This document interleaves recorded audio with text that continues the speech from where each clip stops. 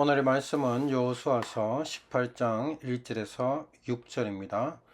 이스라엘 자손의 온 회중이 실로에 모여서 거기서 회막을 세웠으며 그 땅은 그들 앞에서 돌아와 정복되었더라.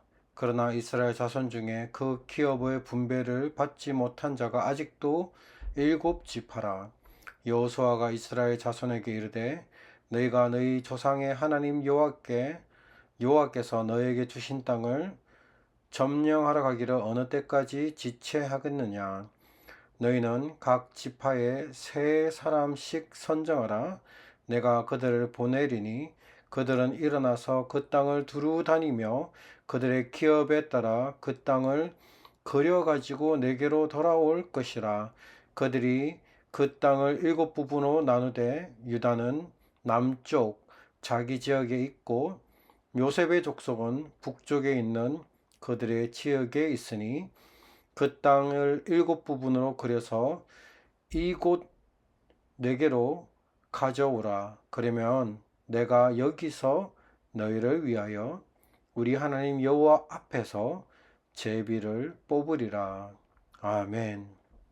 오늘 여러분과 나누고 싶은 말씀은 이 여호수아서 18장 1절에서 6절입니다.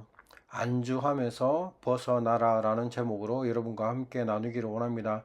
우리는 조금 편안해지고 조금 나아지면은 안주하기가 참 쉽습니다.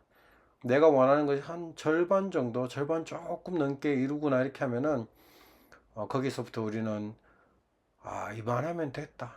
참 이만하면 됐다라는 것이 굉장히 무서운 말인 것 같아요. 이만하면 되었다. 이것이 우리를 안주하게 만드는 것입니다. 이와 똑같은 일이 이 이스라엘 백성에게 일어났습니다.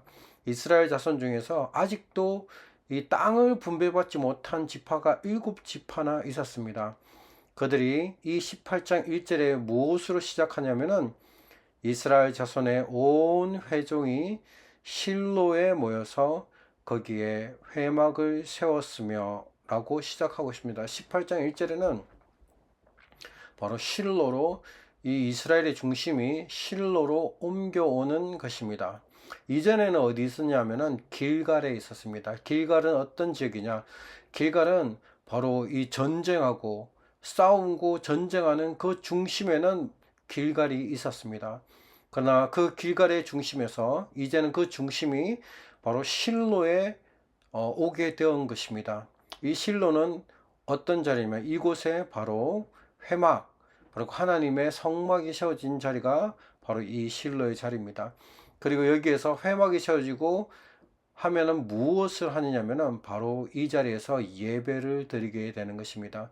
그래서 이전에 단지 길갈에서 실로로 옮겨왔다. 이들의 중심이 옮겨왔다. 이게 중요한 것이 아니라 길갈에는 전쟁하고 싸우고 전투하는 그것의 중심이었다면은 이제 그 중심이 전투와 침략하는 거와 전투 이런 것들이 중심인 것에서 이제는 뭐 중심으로 하나님 중심으로 말씀 중심으로 예배 중심으로 옮겨온 것을 바로 이 실로의 회막을 세웠다는 것을 통해서 우리에게 말해주고 있습니다.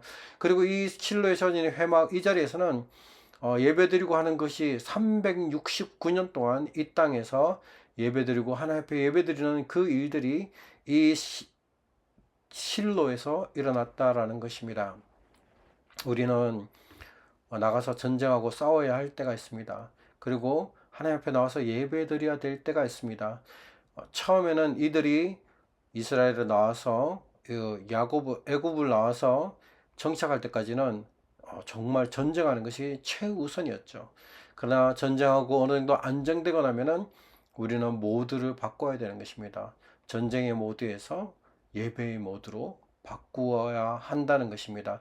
오늘의 이 18장 1절이 우리에게 주는 교훈이 바로 전쟁해야 될 때와 또 하나님 앞에 예배 드릴 때, 하나님 앞에 어느 정도 정리가 되고 전쟁이 끝나고 나면은 우리의 중심은 예배와 하나님과 교제가 우리의 삶의 중심이 되어야 된다는 것입니다. 2절 3절에 보면은 그러나 이스라엘 자손 중에 그 기업의 분배를 받지 못한 자가 아직도 7지파더라. 아직도 12지파 중에서 7지파는 아직 자신의 땅도 분배받지 못했습니다.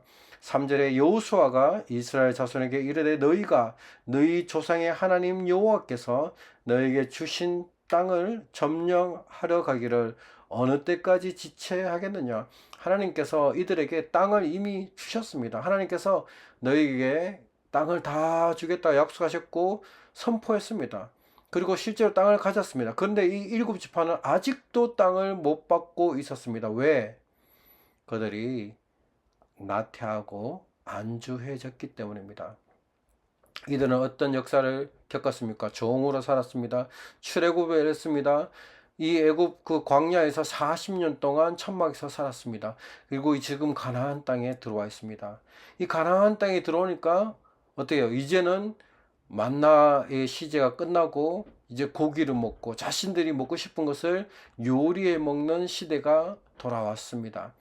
그리고 이들이 거기에 안주해 버린 것입니다.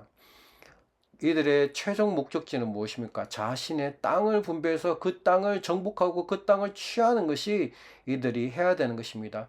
그런데 그 땅들을 보니까 어때요? 아직도 여전히 가나안 족속들이 살고 있고 그들이 여전히 무섭고 두려운 존재가 거기에 여전히 있는 것입니다. 그래서 그들에게 나아가서 싸워서 나와서 그 땅을 취하기보다는 두려워서 앉아서 안주하고 있는 이 모습입니다. 그래서 여호수아가 그들에게 책망을 하고 있습니다. 언제까지 너희들이 여기에서 안주하고 머무르고 있겠느냐. 너희가 하나님이 주신 너희 땅을 향해서 가라라고 이 3절에 권고하고 있습니다. 이들이 나아가지 못한 이유 중에 하나는 그들에게 지도자가 없었기 때문입니다. 그들의 지도자는 이 7지파의 지도자들은 다 이 광야에서 죽었기 때문에 더 이상 지도자가 없는 가운데 있었습니다. 그래서 이 여호수아가 4절에 너희는 각 지파에서 3사람씩 선정하라. 7지파 3사람 하면 몇 명입니까? 21명의 지도자를 세워서 내가 그들을 보내리니 그들은 일어나서 그 땅을 두루 다니며 그들의 기업에 따라 그 땅을 그려가지고 내게로 돌아올 것이라. 너희들이 나가서 땅을 정탐하고 그 땅을 그려가지고 너희들이 살고 싶은 땅을 그려와라 라고 얘기했습니다. 그들이 그 땅을 7부분으로 나누되 그 땅을 열심히 탐사하고 7부분으로 나누었습니다. 유다는 남쪽 자기 지역에 있고 요셉의 족속은 북쪽에 있는 그들의 지역에 있으니라. 그래서 이 유다와 요셉이 남쪽과 북쪽으로 이렇게 해서 하는 그들의 땅을 그려와서 그려왔다는 것입니다.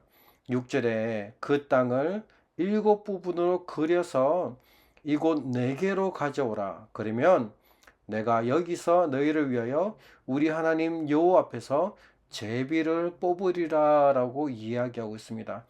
여기에서 보여주는 교훈은 지도자를 세워서 나가서 그려라 라는 것입니다.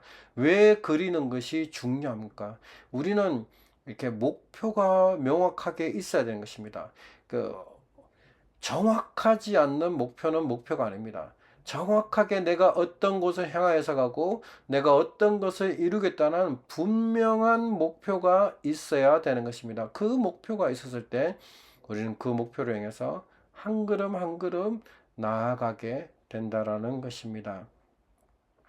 6절에 보면은 이 땅의 7부분을 그래서 이곳 4개로 가져오라. 그러면 내가 여기서 너희를 위하여 우리 하나님 여호와 앞에서 제비를 뽑으리라. 너희가 꿈을 꾸고 땅을 나누고 비전을 그리는 것은 너희들의 역할이다. 우리들의 역할이 있고 하나님의 역할이 따로 있는 것이에요. 우리가 그곳을 땅을 두고 7부분으로 나누어서 우리가 이렇게 가졌으면 좋겠다 하는 바람과 소원들이 그들에게 있었습니다. 그러나 그 땅을 분배하는 자는 바로 여호와 하나님이라는 것을 우리가 잊지 말아야 되는 것입니다.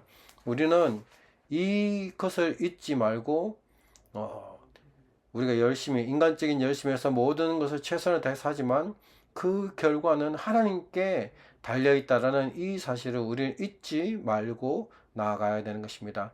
오늘 하루를 시작하면서 우리가 삶 속에서 잃어버렸다는 목표가 있습니까? 그 목표를 다시 한번 그려보십시오. 그 목표를 그리고 난 다음에 하나님께 기도하고 그리고 하나님께 어떻게 인도하실지를 우리가 하나님의 뜻을 쫓아 살아가는 하루가 되기를 축복합니다. 기도하시겠습니다. 사랑해 주님 감사합니다. 우리가 이 여호수아의 말처럼 우리가 안주하고 있지 않게 도와주시고 믿음의 걸음을 내딛어서 하나님 그 땅을 그리며 보며 비전을 품며 나아갈 수 있도록 도와주십시오. 그러나 그 땅을 실제로 우리 주시는 분은 여호와이심을 고백합니다. 모든 것이 하나님의 손에 달려 있음을 고백합니다. 그러나 우리가 해야 될 역할들을 잊어버리지 않게 해주시고 우리가 그 땅을 그리고 비전을 꿈을 꾸고 그리는 우리가 될 수 있도록 도와주십시오. 그래서 우리의 열심과 하나님의 뜻이 합쳐져서 우리 삶 속에 역사가 일어나게 도와주시옵소서. 감사하며 모든 말씀 예수 그리스도를 맺게 드렸습니다. 아멘.